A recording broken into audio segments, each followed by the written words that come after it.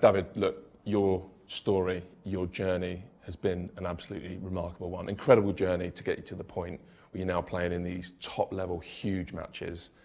But should we look back at where it started? Yeah, of course. 10 years ago, where were you? I remember this. What were we looking at? Well, first I was looking at my mum, because she just passed cancer at that time. So that's why it gives you that, like, those memories. So it's emotional memories, yeah. Yeah. So I think I was signing my first pro contract. Signing your first professional contract. Yeah. Your mum's just been through what you've just told us she'd Cancer, gone through. yeah. You've gone through as a family. Yeah. I mean, how emotional a moment is that? It is very emotional because, of course, finding out my mum, and then she just passed it there. She moved in with me for a month, used to live with me. So, and of course, having the opportunity to sign my first pro contract for Blackburn, it was obviously a remarkable moment, emotional moment as well. But yeah, if you look back, it's a hell of a journey. It is a hell of a journey. So this young kid, 19, from Catalonia, he signs a pro contract from Blackburn, but then, I don't know, needs a bit of experience, maybe needs toughening up a little bit. So if you just swipe left, where did you go on loan to get that experience? Southport, of course. That's a big change from me. I remember I had to bulk up a lot to go there, so I gained a lot of muscle and a lot of weight. I think I was weighing nearly 90 kilos, 90 something kilos. But that was just like from the gym. If you see me here and you see me now, that's like 8 kilos difference, more or less. Really? Yeah. Yeah. So, but I needed that to play in the conference Prem. So I had to do it for my own sake. But yeah, of course, it's completely different. Good memories from there. Really, really good memories. So what impact did that club have on your career and your life? Everything. Everything. I think I always said the same. The 4 months I spent there helped me a lot in a way of, like, obviously maturity and don't take things for granted. Of course, when you go down from the divisions, obviously at Blackburn, I used to just go in, just pick up my clothes, already clean, go for breakfast. The chef makes you breakfast, blah, blah, blah. But then when I go to Southport, I had to take my own gloves, boots, towel, clean clothes, and then when I get back home, just do my oon washing. Did you already know how to work a washing machine? Yeah, of course. Yeah, I live by myself, so I I didn't know, but it was just a reality thing of where those type of players, they do that, but then combined with a 9-to-5 job as well. Yeah. Which is remarkable for me to think that when we used to play, maybe we play here in London on a Tuesday night, we get back home at like 3-4 a.m. and then they have to wake up at 6 just to go and work. Do you remember what some of the guys were doing, what the jobs were? I remember one, I think he used to work in a bank. Some of them were coaches as well. I think Joycey, I can't remember what Joycey used to do. What related, I think one was electrician, if I'm not mistaken. So different type of environment that I'm used to. And also, I suppose sorry to interrupt, but the bonus then becomes important. Really important. Yeah, important for the mortgages, for the bills. It was really important for them and for the players just to get extra money to have a bit more freedom. And of course, extra money is really good for everybody, right? But yeah, it's just that reality that you get when you see this. So if I didn't go there, I might not see things that I see right now. Yeah. So it gives you a different perspective on different stuff. Perspective. Have a little scan. I spoke to some people from Southport to get these pictures together, and you're obviously held in really high regard there. I know I spoke to one of the media officer, a guy called Rob, who's still got a framed shirt from you up in his office. Yeah. So you impacted them and they impacted you. Yeah, I think it was a win-win for everybody. I needed some men's football time just to get away from the under-21s because I was feeling that I needed a little bit more because there was no pressure in the under-21s. I needed to play with that pressure. And then for them, they needed a keeper, which he worked out well. I think at the start they weren't very happy with me. So I was going to bring this up. When I spoke to people at the club, your debut at Mansfield was mentioned. Yeah. How did that go? Not great. Literally, they just said, okay, you got to be at Mansfield Stadium at this time. I made my own way. Just dressed on my own clothes with my back, and then I just throw me in the starting 11 without knowing anybody. So it's a tough experience I was 18 at the time, just turning 19. It was the start of September, if I'm not mistaken. So I was 18, and it didn't work out. It was tough. It's first main experience, and we lost 3-0. I think one of the goals was my fault. I think I considered a free kick as well, if I'm not wrong. I can't remember much, but I remember we lost 3-0.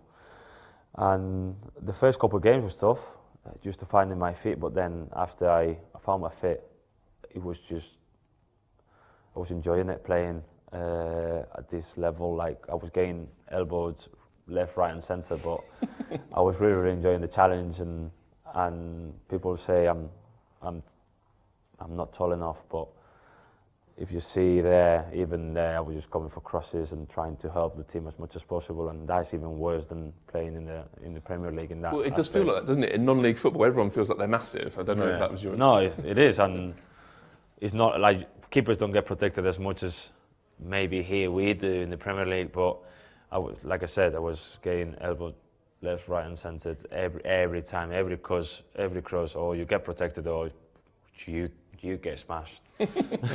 Which that's a good thing in that way. That just makes you like grow up and toughen up in that aspect. Yeah. Have a little scan through the rest. Any of these really bring back memories? There's a cup game at Derby, isn't it? Yeah, Derby. Martin is scoring 93rd minute, the winner. We were 0-0. I think I had one of the best games in my career. Not to say the best game ever, because obviously Derby County at that time, they were top of the championship. It was third round of the FA Cup. We made kind of history with Southport to get to the third round. Yeah. And then 0-0 on the 93rd minute, and we conceded the penalty. But I think they must have had about 20 something shots on target. So I was very, very busy. But I was in my element. I don't know. I felt like we belong, because as well it was my last game of my loan, so it was something that I had to give for them, and I think it did kind of pay off. Obviously, I was very frustrated at the end that we lost the game with a penalty in the 93rd minute. But of course, it was just a really, really good moment for everyone, even that we lost. It was a good goodbye to them from me. Just on that last one, that's you getting a certificate, an honorary member of the Southport. Yeah, I remember this day. The Leslie told me off because I didn't tell her that they were coming round to the training ground. But yeah, I remember this day. Of course, it's an honor, you know.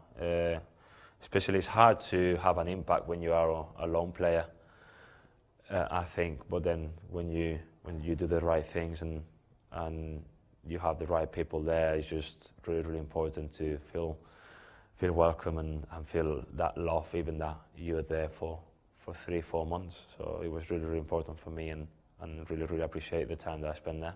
Let's spend the last couple of minutes talking about the here and the now.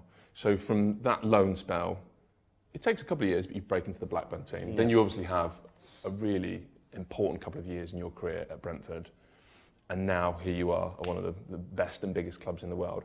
At what point on this journey of yours, this incredible journey, do you start to think you can become the goalkeeper that you now are? I like to think that since I moved to England, so in 2012, I said to myself, I want to get to the Premier League. And it was just a dream of a 16-year-old kid that I just moved to England, to Blackburn. No English, I don't think, at that point? No English at all, no. I wish I did put more attention in class when I was younger. I really regret that when I moved here. Your English is incredible. Yeah, I've been here for nearly 13 years. Yeah, okay, right. It's going to be 13 years in January that I moved to England. So now, so at the moment of when you touch promotion to the Premier League, that we lose against Fulham with Brentford, and then you go again after 11 days off, and then you get promoted. It's just step by step. I don't like to think too much in the future, but I do obviously have dreams, and my dream was to play in the Premier League when I moved from Spain to England to Blackburn. Obviously, Blackburn were in the Premier League at the time as well. But yeah, it was that, I think, that mentality of wanting to improve every day and work hard every day that just got me here. But I still, like, obviously did some preparation for this interview, and you watch the double save against Atalanta, you watch the save from Watkins against Aston Villa. I watched them, and I still, even though I know you're going to save it, I still can't believe that you saved both of those. And I wonder, how does the guy from Southport get to this level where, you might be the best goalkeeper in the world right now? Thank you for saying You're not far that. off. Obviously, that's not for me to say, but it's just the training, the work that we do outside with the goalie coach. That what I say is, we do those type of things, obviously not from a pen and not from like a header that goes into the bar and then a striker hits it, but then the repetitions of training of like a lot of actions in one action, like different balls in one action kind of thing in training, that helps to make those saves. The only thing it changes is the context. So Iñaki, for example, says, I'm not surprised that you saved those balls because I've seen you saving those type of balls every day in training. But the only thing it changes is the context. The context is it's not the same thing in training than doing it in the Champions League from a penalty and make a double save, or like in the Premier League when we are 0-0, make that save against Ollie Watkins and then we end up winning 2-0. So it's just that repetition of doing it in training, just put it in the context of a game. We were talking about it a bit off camera, the fine margins, the extra 1%, the things you do to try and make yourself better. Can you tell us a bit about that? Well, I try to look after myself as much as possible, to have that routines every morning and in the afternoons to recover quicker and to have the body ready for everything. Obviously, ice bath, pool. Every morning? In the afternoon, oxygen chamber. Obviously, the diet, what you eat, what you don't eat, how you look after your body. That will increase that fine margins, I think, and that will keep my body be able to keep longer in my career. So that's what I want to do. That's why I'm looking after myself as much as possible. And how big is Sunday, David? And does it feel a little bit? I mean, you've dealt with this all your life, all your career, and you wanted to get to this point. But does it feel like the scrutiny and criticism, the spotlight, is a little bit on Arsenal rather than Liverpool at this point? It feels like they come here with the momentum, maybe the form, the fully fit squad, and you're the guys having to maybe deal with, I don't know, would you say a little bit of negative energy from the outside coming into this? Well, when you're a kid, you dream to play those type of games, and it's one of the biggest games in the country. Don't get me wrong, I think Liverpool are in a really, really good moment. Like as you say, they're in a good momentum. They're not conceding a lot of goals. They are creating a lot of chances, scoring a lot of goals, and they are a hell of a team.